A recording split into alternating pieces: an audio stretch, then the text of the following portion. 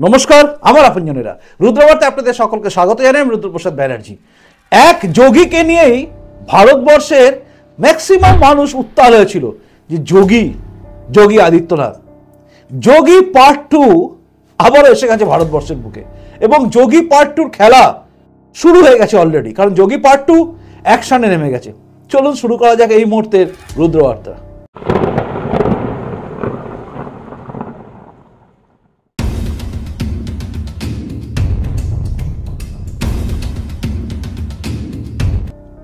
প্রথমে বলে রাখি আপনারা যারা রুদ্রবার্তা দেখছেন তারা নিশ্চয়ই জানেন যে আমি কিছুদিন আগে বলেছিলাম যে যোগী, হেমন্ত বিশ্ব শর্মা এদের মাঝে আরও একজনকে উঠে আসছে যার নামটা আমরা হয়তো শুনতে পাবো।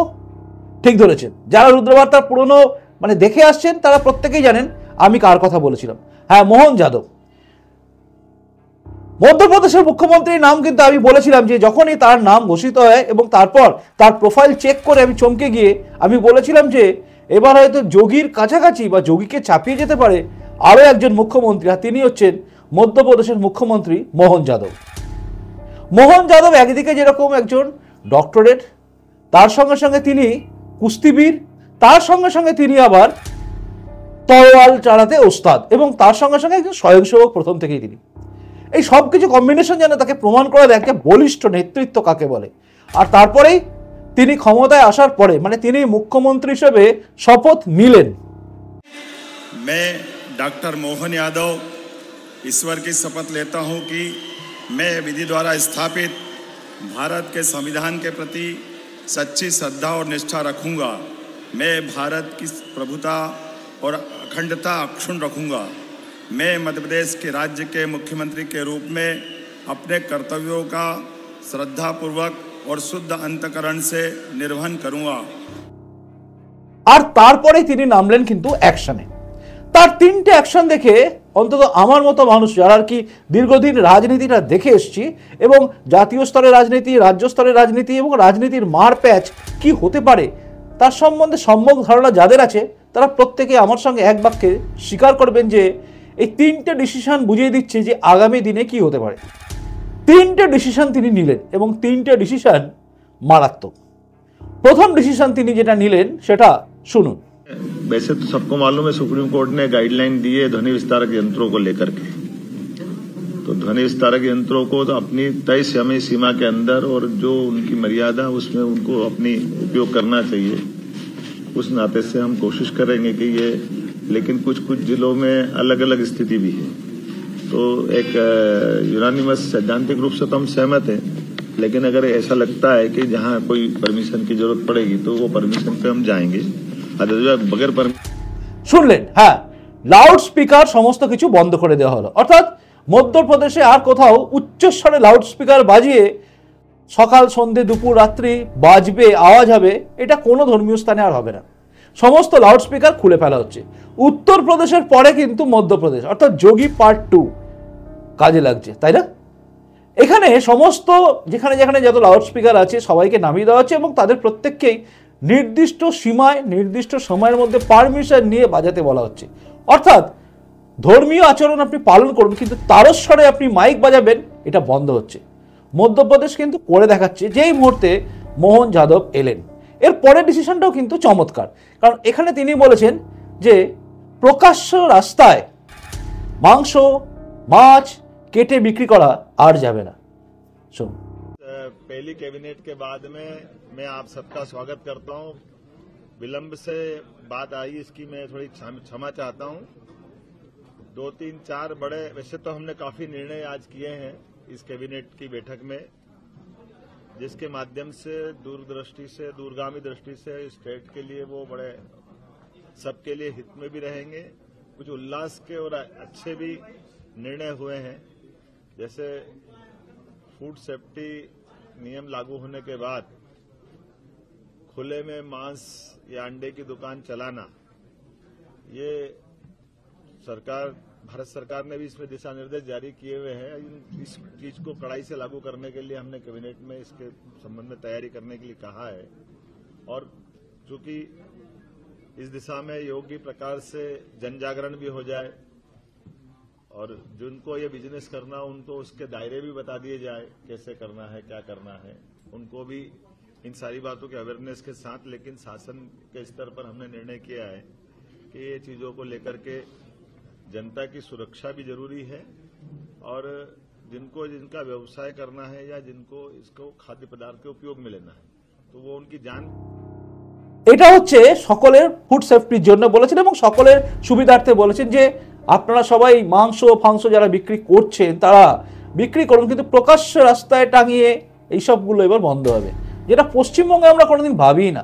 কারণ পশ্চিমবঙ্গে বিভিন্ন সময় ধর্মীয় ভাবাবেগে আঘাত করা বড় বড় মাংস ঝোলানো আমরা দেখে মাথা নিচু করে চলে যাই, কারণ ধর্মীয় স্থানে যেতে গেলে মাংস ঝোলানো দেখে আমাদের কষ্ট হয়, কিন্তু কিছু বলার নেই, কারণ সেকুলারিজম দেখাতে যাওয়া এই রাজ্যে এইসব কিছু মেনে আমাদের চলতে হয়। কিন্তু মধ্যপ্রদেশে মোহন যাদব আসার পরে এটা বন্ধ হলো। এরপরে তৃতীয় ডিসিশন, যেটা হচ্ছে যোগী আদিত্যনাথের খাস ব্যাপার, সেটা হচ্ছে বুলডোজার। এবারে বুলডোজার কিন্তু চললো, এবং মধ্যপ্রদেশে এই বুলডোজার যে চললো সেটা চললো কার ওপর এবং কেন চললো এটা জানবেন আপনি, এটা জানার আপনাকে খুব দরকার আছে। দীনেশ ঠাকুর বিজেপির একজন কর্মী 3রা ডিসেম্বর নির্বাচনের ফলাফল জানার জন্য গিয়েছিল, এবং সেখানে গিয়ে যখন কংগ্রেস জিতবে কংগ্রেস জিতবে, কংগ্রেস চারিদিকে জিতে যাচ্ছে এরকম একটা আবহাওয়া তোলা হয়েছিল, তখন স্বাভাবিকভাবেই দীনেশ ঠাকুরের মতো বিজেপির কর্মীরা একটু নিরাপত্তাহীনতায় ভোগে। উজ্জয়নের বসবাসকারী দীনেশ ঠাকুরকে অতর্কিত হামলা করে ফারুক পায়েন, শাহরুখ, আসলাম, আলম এবং সামির, এই 4-5 জন মিলে আক্রমণ করে। তার মধ্যে এই ফারুক পাইনের নামটা কিন্তু খুব বড় করে এসছে। এই ফারুক পাইনের বাড়িতে কিন্তু এবার বুলডোজার ঢুকলো এবং বুলডোজার সবকিছু গুঁড়িয়ে দিল, কারণ যোগী পার্ট 2 অ্যাকশনে নেমেছে। দেখুন,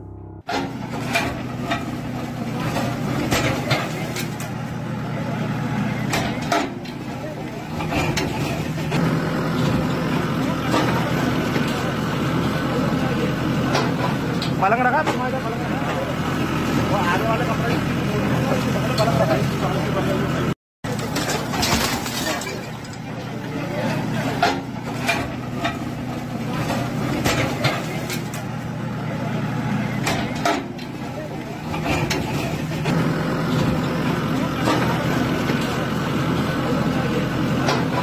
पलंग रखा तुम्हारे पलंग रखा वो आगे वाले कपड़े पलंग रखा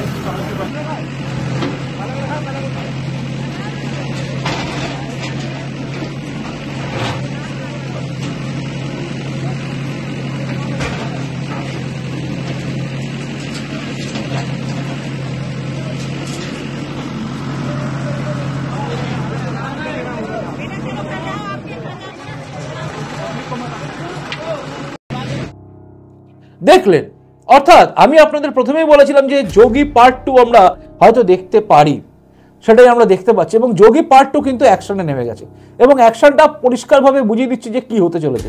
তবে এরই মধ্যে আরও একটা জিনিস যেটা আপনি না জানলে হয়তো অনেক কিছু মিস করবেন, কারণ গরিব মানুষ, সাধারণ মানুষ সম্বন্ধে এই মোহন যাদব কি ভাবছেন, একজন স্বয়ংসেবক কি ভাবেন, সেই চিন্তা ভাবনাটা আপনার জানা দরকার আছে। কারণ আপনি দেখেছেন উত্তরপ্রদেশে যোগী কিন্তু সাধারণ মানুষের জন্য, গরিব মানুষের জন্য কতটা ভাবেন, আর এখানে মোহন যাদব কতটা ভাবছেন এটাও দেখা দরকার আছে। কারণ যোগী পার্ট 2 বলেছি না, দেখতে হবে তো এখানে যোগী বলা মোহन यादव कतटा की करছেন তার একটা ভাষণ আপনি শুনুন। योजनाओं के परिप्रेक्ष्य में कोई में छोटी मोटी कमी भी हो तो माफ करना, लेकिन सबको लेके चलना। और ये पटवारी, गिरदावर, तहसीलदार कान खोल के सुन ले, अगर ये बेईमानी करते दिखेंगे तो यही सस्पेंड कर देंगे, यही टांग के जाएंगे, उनको नौकरी करने लायक नहीं छोड़ेंगे। कहीं कोई शिकायत नहीं आना चाहिए गरीब आदमी को अनावश्यक परेशान करने की। ये बहुत खराब बात है।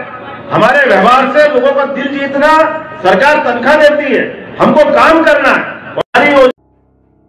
শুনলেন, পরিষ্কার করে তিনি সমস্ত আমলাদের বলে দিচ্ছেন যাতে কোনোভাবে কোনো কিছু না হয় এবং ছোটখাটো ভুল যদি সাধারণ মানুষ করে ফেলে সেগুলোকে যেন মাফ করে দেয়। মানে কোনো সুবিধা নিতে এসছে, ছোটখাটো ফর্মে ভুল করেছে, ছোটখাটো কোনো জায়গায় কোনো মিস্টেক হয়ে গেছে, তখন তাকে দাঁত খেঁচানো যে ব্যাপারটা, মানে আমরা এই রাজ্যে তো ভুক্তভোগী, এটা ফর্মটা খারাপ হয়েছে, এটা কি হয়েছে, ফেলে দিল, এই জিনিসটা যাতে না হয় সেটাই কিন্তু তিনি বলে দিলেন।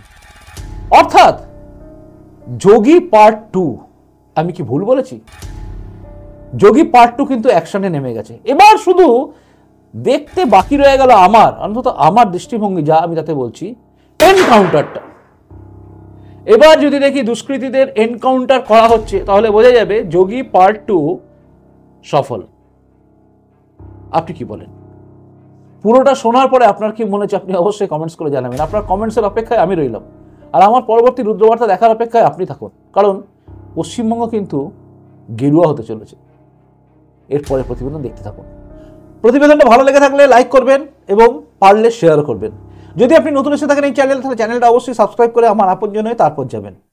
এখনকার মতো আসি, দেখা হবে পরের রুদ্রবার্তায়। খুব খুব খুব ভালো থাকুন। নমস্কার, বন্দে মাতরম, ভারত মাতা জয় হোক, জয় হিন্দ।